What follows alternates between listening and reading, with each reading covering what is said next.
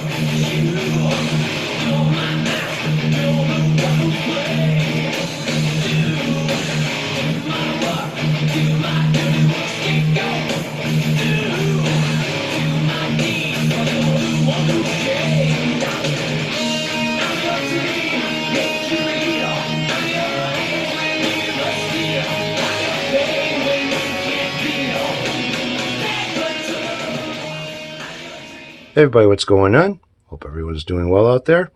I've got the Epiphone Joe Pass Emperor 2 on the counter. Got her all masked off. Have the body protected as well, covering up all the openings for the pickups, the F-holes.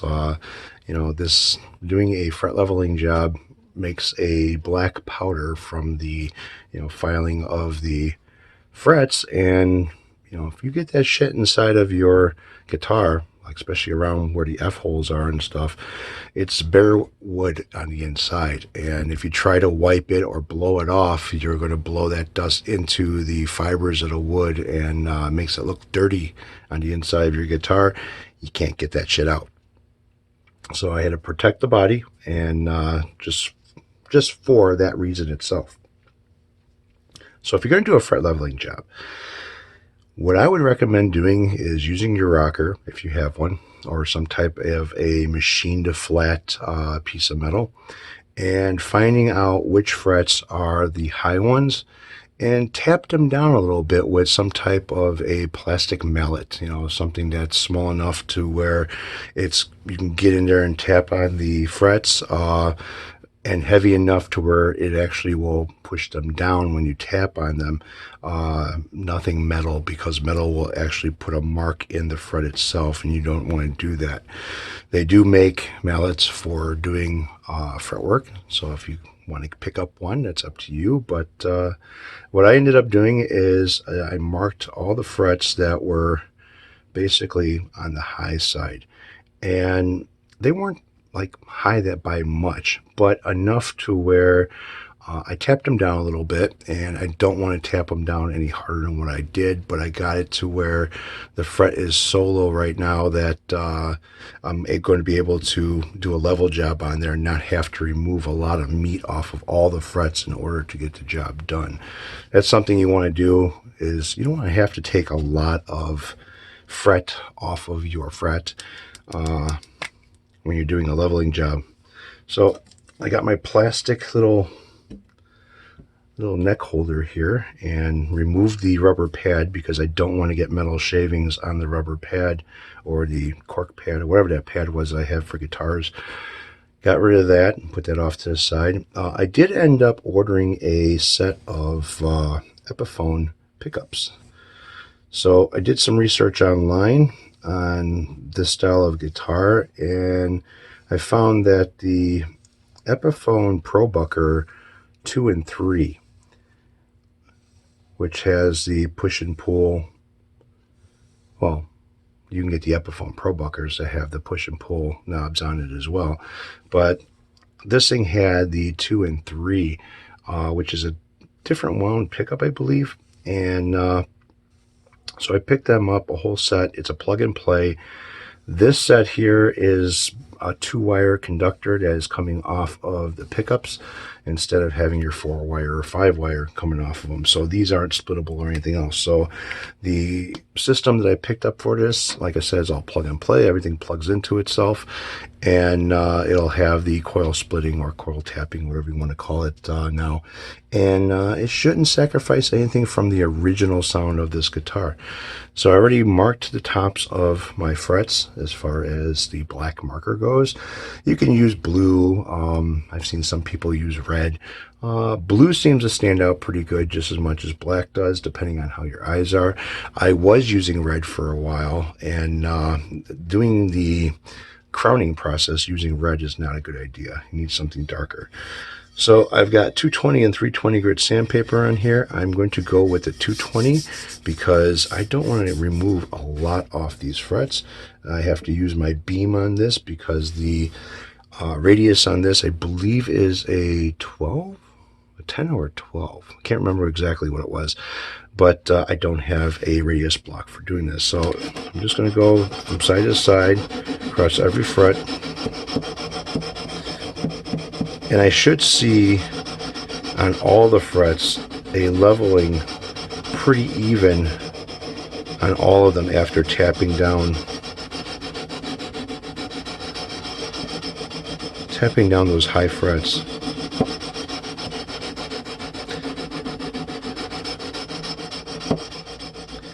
Hey, what's going on? Welcome back. Well, that really didn't take as long as I thought it was going to take at all. Tapping down these frets helped pretty much quite a bit. So right now I'm starting my crowning. I got my 3-sided crowning file, and I'm just going to go and make a nice center line going down the center of the fret,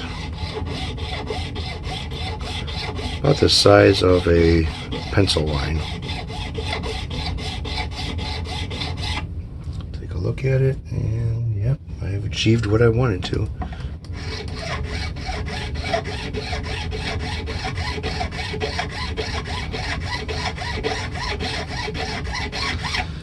This is the part that's a little bit time consuming, but well worth it.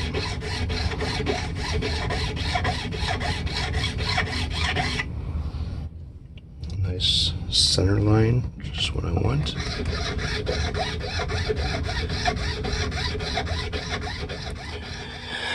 So all you're looking for is basically just like a pencil line in the center of the frets.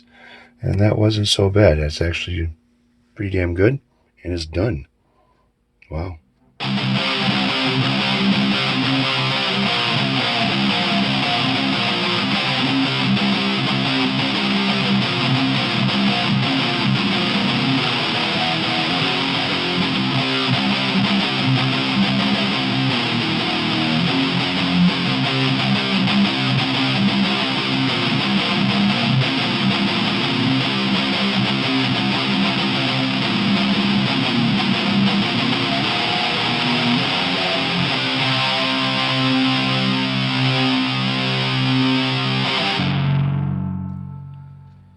Alright, so this is the fun part of this job, rounding over the top of the frets after crowning. And what I'm going to do is basically I have a rubber squeegee. This is for putting graphics on vehicles.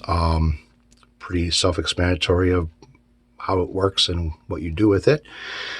Nice, kind of flexible, but yet very firm piece of rubber with some 400 grit sandpaper. That's all I'm going to use. And I'm going to start polishing frets. And this process here will also start rounding over the fret, getting rid of that black line that is left in the center. So what I'm doing is just going to be fanning the frets back and forth, like so, following the radius of the neck. So I'm going to be moving a little bit to one side and moving back to the other side, making sure I cover the whole neck, not just certain parts of it.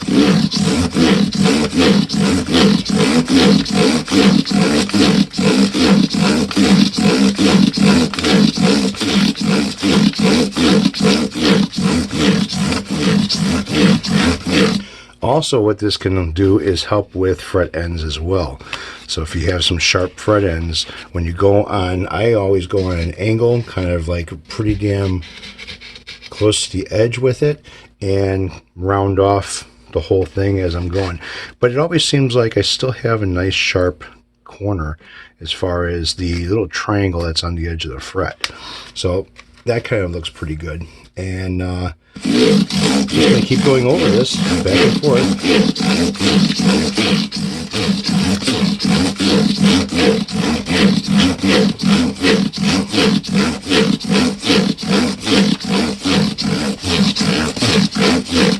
Changing out the worn paper, because this does wear this paper out fast. You're not using you're not wetting the paper. It's not wet sanding. Wet sanding will make the paper last a lot longer compared to dry sanding.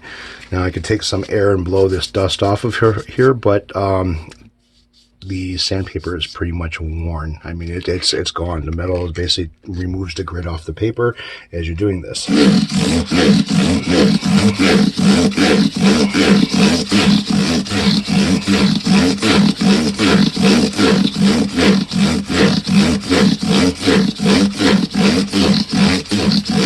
So I'm going to continue to do this until this whole piece of paper is gone. But I got a kind of cool story with this. Got a hold of my music store over here, told them what I've got and what I'm doing with it, as far as replacing tuners, doing the fret leveling job, replacing the electronics with it with Epiphone electronics, so it still will be an Epiphone. The roller bridge, cleaning it up, polishing up everything, and he asked me to bring it down, and I told him, I says, well, if I'm bringing the guitar down over here, I says, I'm going to be selling it, so you know, be prepared for that. And he says, let me take a look at it. He says, and I'll make you an offer on it. Okay. So the guy knows my work. He's seen a lot of the guitars that I've customized, as far as the Dead Man guitar and a few other guitars I show him pictures of and stuff. And he's kind of impressed with what I've been doing. The offer for buying parts and shit and getting the parts at his cost is still there, from what he says, but I really haven't been doing too much as far as building or you know, the kit guitars and stuff like that to replace parts. And I don't see Wilkinson's roller bridges over there. I don't see Grover tuners over there. He's got other stuff. He can order it for me, but you know, I'd rather order it myself and have it shipped directly to my door. I don't have to go and pick it up someplace else. So I'm going to continue this.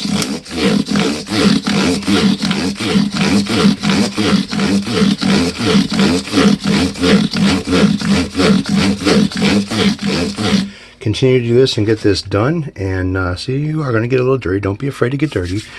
Then come back when I'm done and start the polishing process. So stick around. Ah, yes, the wonderful fret erasers. I tell you, these things make your life easier when it comes to getting frets polished. And yeah, now I was doing it the old-fashioned way with pieces of sandpaper, 400, 800, 600, 1500, and 2000, and then I would polish it with the chrome polish. And I tell you, that was a lot of work. Now with these fret erasers, this is a job that's going to take like next to nothing. So I'm going to go a little bit on an angle here and go on the frets. I'm using the 180 grit right now. And I'm just going to start cleaning it up, and I'm going to round myself towards the center of the fret as I'm going towards the other side. Because you want to make sure you get the top of the fret too, as far as clean these things up with the fret erasers, because your top is what the string is actually going to make contact with. So you want that as smooth as the rest of the fret.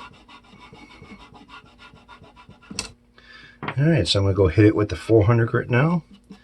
The only bad thing is when they call these fret erasers, they kind of wear themselves out just like a regular eraser would, pencil eraser. So I'm going to go ahead and hit it with the 400.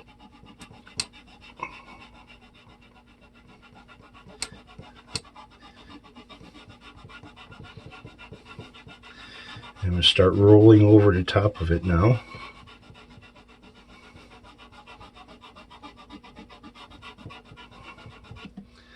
And hit the other side.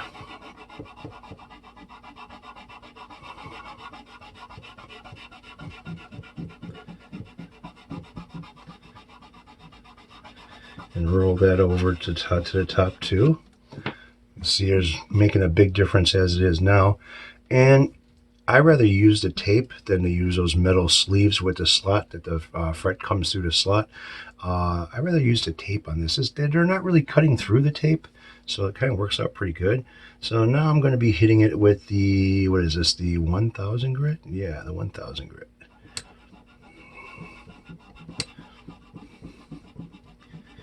And hopefully I'm in the camera right now, so you can kind of see the difference between this fret and the next fret, the fret next to it.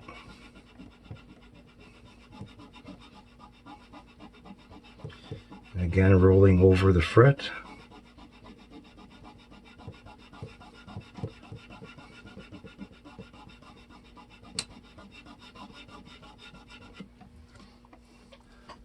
So if you can see that.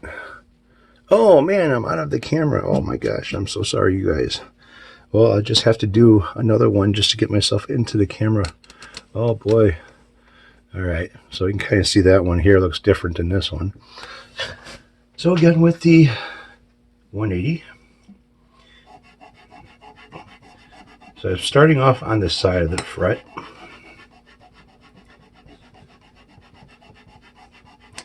And slowly start rolling to the top of the fret.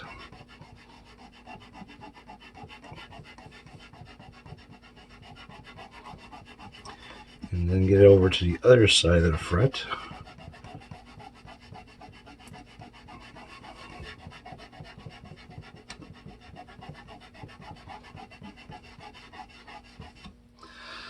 Then hit it with the 400.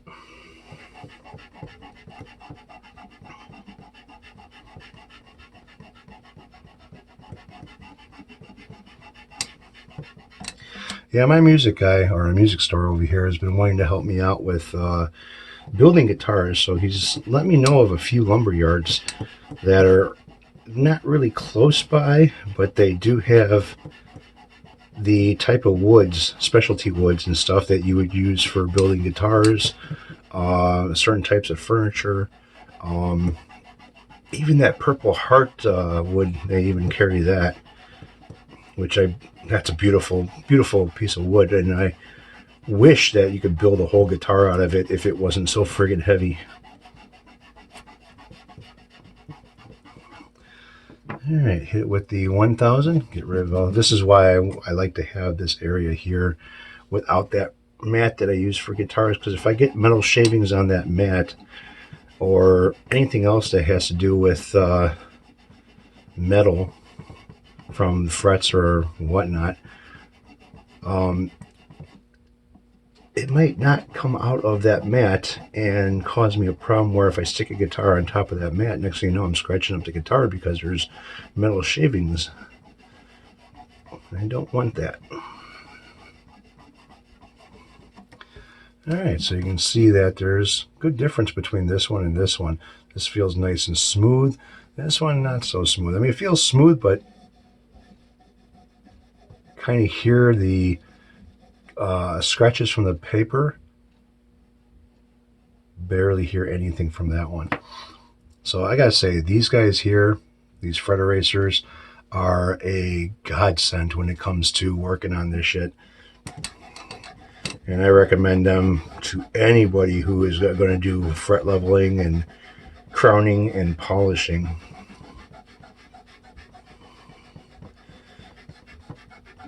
Again, I start off on an angle and kind of go over the top of the fret, rolling with the fret to the other side of the fret and back to an angle on the opposite side.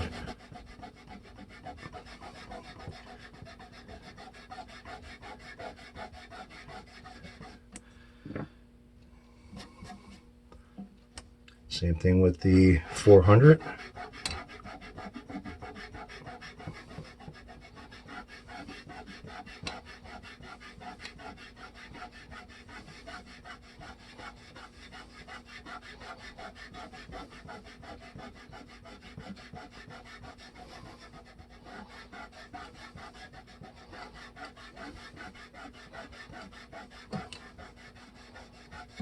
And I never really planned on keeping this guitar, and that's basically why I purchased it. It was more of a kind of a last minute thing. The price was fucking right, and I ended up grabbing it. So I can do a little bit of work on it and possibly make it a little bit better than what it was. Well, it'll be a lot better now that the frets are leveled and polished. But, you know, adding a few extra things to it, locking tuners and shit, make it a little bit better of a guitar, and, you know, sell it. You know, that's kind of what the plan was. This wasn't going to be a giveaway guitar. Not this one. This is just, you know, can't do it. Some of the guitars that I've given away have a good resale value to them, which doesn't make them any more different than what this one is. But you know, I didn't mind giving those guys away. You know, stuff helping people out and, you know, doing a few things for people. This one here is going to be a little bit different.